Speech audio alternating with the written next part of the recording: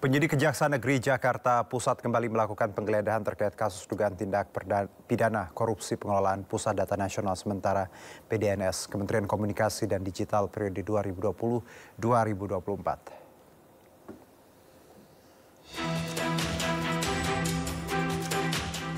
Tim penyidik pada bidang tindak pidana khusus Kejaksaan Negeri Jakarta Pusat kembali melakukan penggeledahan dan penyitaan terkait kasus dugaan tindak pidana korupsi pengadaan barang jasa dan pengelolaan Pusat Data Nasional Sementara atau PDNS pada Kementerian Komunikasi dan Informatika tahun 2020 hingga 2024. Penggeledahan dilakukan di beberapa tempat di Kabupaten Tangerang Selatan, Jakarta Pusat, dan Jakarta Timur. Di antaranya ialah PT STM BDX Data Center, kantor PT AL Gudang atau Warehouse PT AL, serta di rumah saksi yang diduga terkait dengan perkara. Dari penggeledahan ini, penyidik menyita sejumlah dokumen yang berkaitan dengan pengadaan PDNS. Ada barang bukti elektronik yang disita guna penghitungan kerugian negara dan pembuktian di persidangan.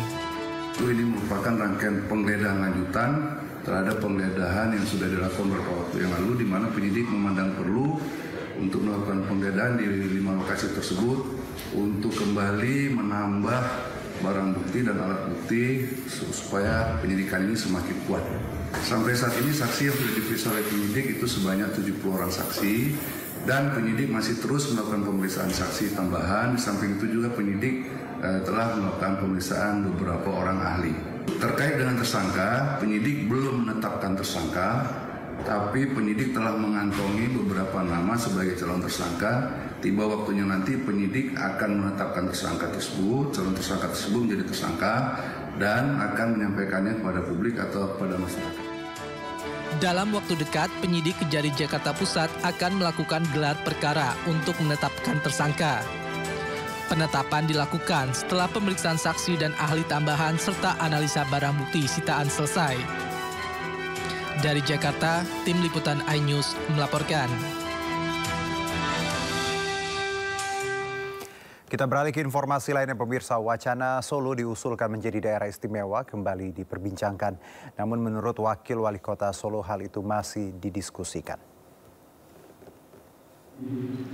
Wakil Wali Kota Solo Astrid Widayani mengaku belum membahas mengenai usulan yang terkait dengan wacana Solo menjadi daerah istimewa. Menurutnya hal ini masih dipelajari dan akan menjadi diskusi bersama Wali Kota Respati Ardi. Pemkot Solo sedang berupaya membuat kota Solo menjadi pusat di wilayah-wilayah penyangga di kabupaten sekitar. Pihaknya juga mendorong adanya aglomerasi Solo Raya untuk menguatkan posisi kota Solo, tidak hanya dari sisi letak atau geografi saja, tetapi juga bagaimana Solo yang terbatas sumber daya alamnya.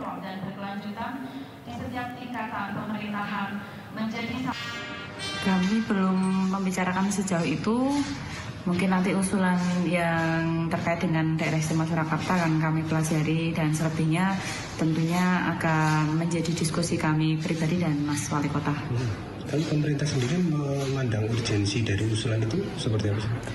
Mungkin dalam konteks saat ini yang sedang kami jalankan juga adalah bagaimana Surakarta ini menjadi pusat atau hub dari wilayah-wilayah penyangganya, yang kami juga dorong sebuah pendekatan aglomerasi Solo Raya, di mana hal ini tentunya bisa menguatkan posisi Solo tidak hanya dari sisi letak atau geografis saja, tetapi juga bagaimana Solo yang terbatas sumber daya alamnya. Dan kami fokus di sumber daya manusianya, semua potensi investasi bisnis ada di Solo, ini nanti bisa bergerak ke sana. Untuk selebihnya kami belum membahas secara mendalam mengenai Sementara itu, Kementerian Dalam Negeri masih akan melakukan kajian terlebih dahulu terkait usulan Solo menjadi daerah istimewa.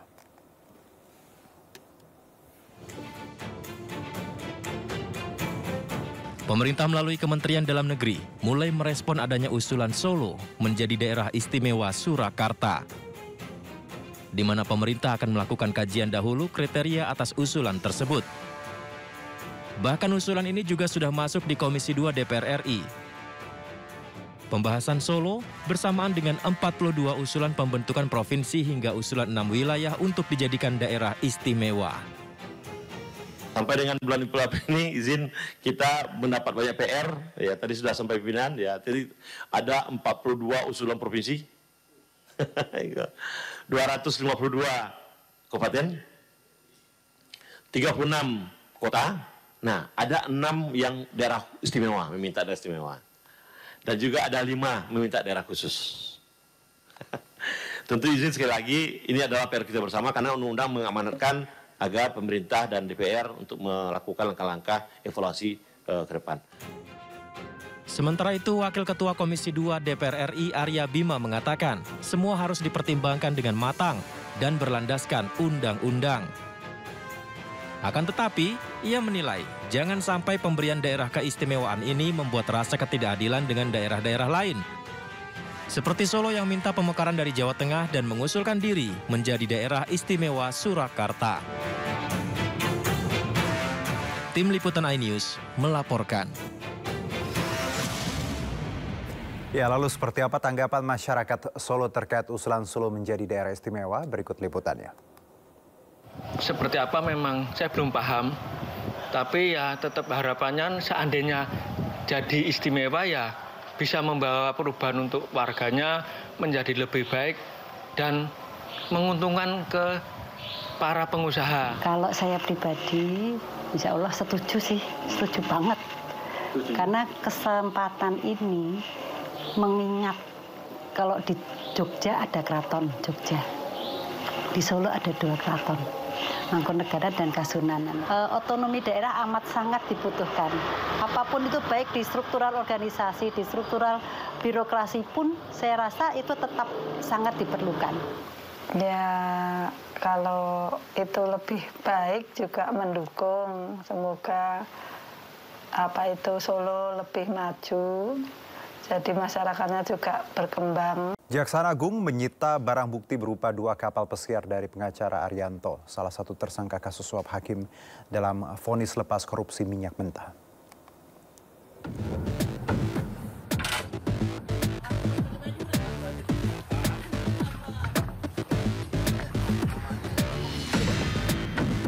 Dua buah kapal pesiar milik salah satu tersangka kasus suap vonis putusan lepas korupsi minyak mentah bernama Arianto disita penyidik Jampitsus Kejaksaan Agung di Jalan Dermaga Marin, Pademangan, Jakarta Utara.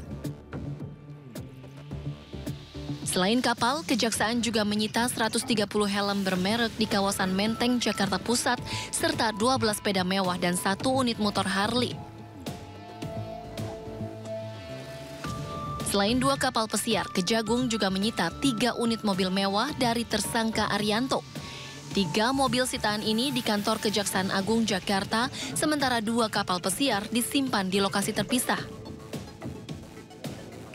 Sebelumnya, Kejagung juga sudah menyita barang bukti lain berupa mobil mewah, motor, dan sepeda dengan harga fantastis. Selain Arianto, Kejagung telah menetapkan 7 orang tersangka lain, di mana 4 diantaranya merupakan hakim Pengadilan Negeri Jakarta Pusat dan Jakarta Selatan.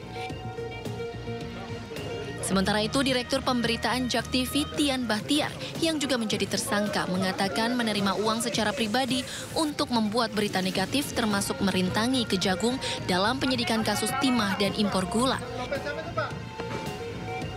Terkait dugaan kasus tersebut, Tian pun terancam 12 tahun penjara. Tim Liputan iNews melaporkan.